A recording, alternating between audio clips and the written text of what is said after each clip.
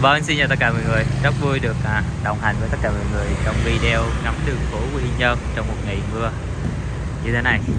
Đấy thì sáng nay tâm trạng cũng khá là vui mọi người ạ. Tại vì mấy cái mã chứng khoán của mình mua nó đều tăng nhẹ nhẹ hết, có mã tăng trần luôn. Đấy thì nó khá là vui. Thì nhân nói về thị trường chứng khoán thì thời điểm vừa rồi ấy, thì, có một cái đợt thanh lọc về cái số tài khoản của thị trường chứng khoán. Tầm tháng 9 đến giờ thì số lượng tài khoản giảm thì tầm hơn 378.000 luôn. Và cái công ty bị giảm khá là nhiều thì đó là MBS. Hôm trước thì thấy rằng MBS ấy, có một cái đội ngũ đang làm bên VPS thì vẫn sẽ khuyến khích mở tài khoản bên MBS để hưởng chiết khấu hay gì đó. Rất là nhiều nhân viên tư vấn như vậy. Này phát hiện ra thì họ có lượng tài khoản không giao dịch khá là nhiều, nên là nhân đây thì mình nói vậy thôi, trải nghiệm cá nhân, không biết là bên công ty đó họ hoạt động như thế nào. Riêng tháng 11 thì số cái tài khoản không giao dịch hoặc là mở trái phép thì giảm 193.000 tài khoản. Tính ra giữa mở mới và bị hủy thì nó trên lên 193.000, thiên về giảm nha mọi người trong tháng 11 vừa rồi. Tuy nhiên thì cũng thấy rằng cái việc này nó sẽ giúp cho thị trường chứng khoán ta bớt đi những tài khoản ảo, bớt đi những tài khoản lèo lái làm giá. Nó là điều khá là tuyệt vời, cộng với những cái thông tin xử lý về các cái sai phạm của các lãnh đạo công ty hoặc là những cái cá nhân mà làm tác động tiêu cực đến thị trường chứng khoán. Hiện tại thì chứng khoán Việt Nam đang còn thành lòng dân, đó là một điểm mừng. Ta xuyên lên các trang tin tức đọc thì ta sẽ thấy ủy ban chứng khoán cũng như là chính phủ của chúng ta đang rất là tích cực trong việc này. Ngay cũng như bài phát biểu gần đây của thủ tướng thì đang đánh giá rằng thị trường chứng khoán Việt Nam đang ngày càng trong sạch và phát triển đều hơn, tăng đều hơn. Đó là một tin mừng. Thì nói chung về cái thị trường chứng khoán Việt Nam thì đang quá trình phát triển, đang cần nâng hàng. Nó sẽ còn rất nhiều bất cập mà chúng ta cũng đã từng nhắc đến trước đây nhiều video khi trao đổi thì mọi người chia sẻ rồi. Cách họ tạo lập, họ xây dựng giá, xây dựng cái mô hình giá ở cuối phiên, dùng tiền lớn lái thị trường thì tất nhiên là ta nhìn nhận trên cái đô thị chat ta nhìn thấy thôi, chứ còn về chứng cứ thì không có đâu. Chứng cứ có rồi thì đội này sẽ xử lý ngay, như các cái ứng viên trước đây từng bị xử lý.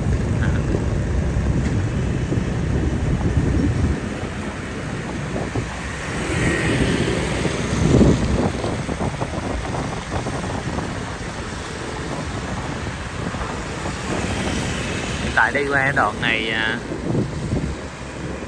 nó khá là đông nên ta tạm thời tập trung đi giao thông. Thấy Quy Nhơn trên đường Lý Thường Kiệt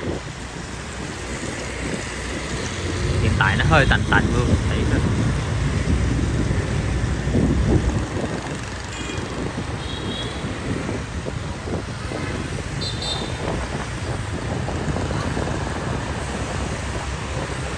Thị trường chứng khoán Việt Nam mình thì nó không có quá nhiều cổ phiếu công nghệ. Hiện tại thì nó chỉ tập trung vào các cái sản phẩm đó là công nghiệp lõi, có nó xây dựng, sản xuất và ngân hàng, tài chính. Không có nhiều cổ phiếu công nghệ, chỉ có riêng cả FPT thôi, tương đối là lớn.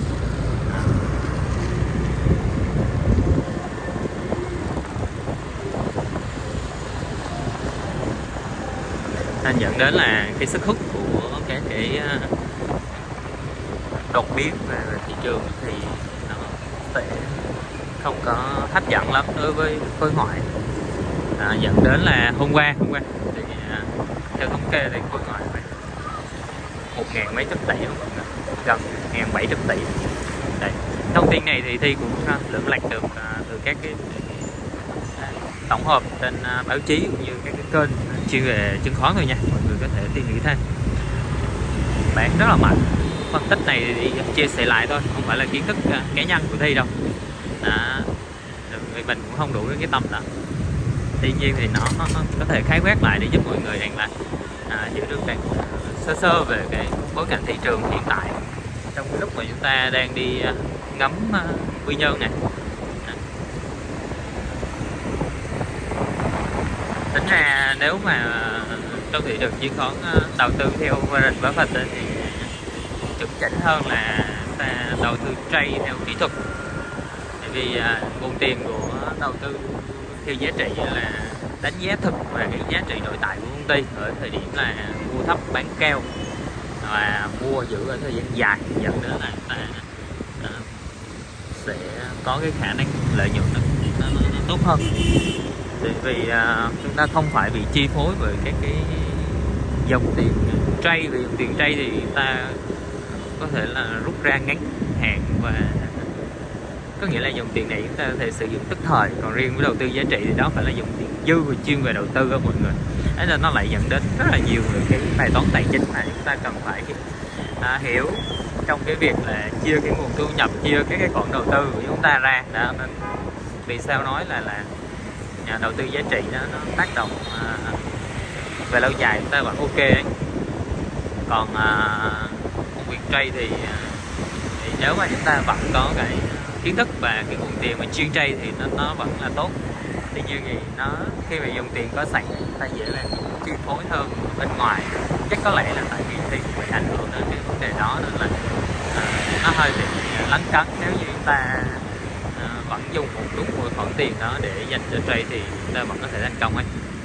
Nhưng mà ở thị trường Việt Nam T+2 và nó hơi rối loạn trong việc quản lý các cái đội ngũ dòng tiền lớn thì nó cũng không phải là kênh phải là ok, không khuyến khích mọi người tham gia bên này. Thì vẫn thiên về cái đầu tư giá trị đều đặn, tuy nhiên thì nó không có mang lại cảm giác feeling như là chúng ta đầu tư theo kỹ thuật chỉ số T+3, T+2, T+1, thực tế có thể là T0, không có feeling nha mọi người. Rất là đầu tư giá trị là nghiên cứu và đọc về thành phố tài chính, xong rồi đánh giá doanh nghiệp, xong rồi chờ giá tốt thì mua, có thể giữ đến 10 năm, 20 năm và giá trị có thể tăng gấp 10 lần đối với Apple chẳng hạn. Nó cần một sự kiên trì đó, cực kỳ ghê sợ. Và Warren Buffett cũng nói rồi, phương án của tôi nó rất là đơn giản, rất là dễ dàng thực hiện, tuy nhiên rất ít người thực hiện, tại vì đó là cái máu lửa trong con người chúng ta rồi. Không chấp nhận cái sự nhàm chán, chấp nhận cái sự đơn giản, sự tĩnh lặng đó. Ok, hiện tại chúng ta đang xuất hiện trên đường Nguyễn Thái Học và cũng sắp tới nhà của Thi rồi, nên là có lẽ là chúng ta sẽ dừng cuộc trò chuyện về chứng khoán hôm nay ở đây nha, rồi chúng ta sẽ hẹn nhau vào một dịp khác. Tại vì đang đi đường mà như thế này thì nó hơi dở một tí. Cảm ơn tất cả mọi người nha.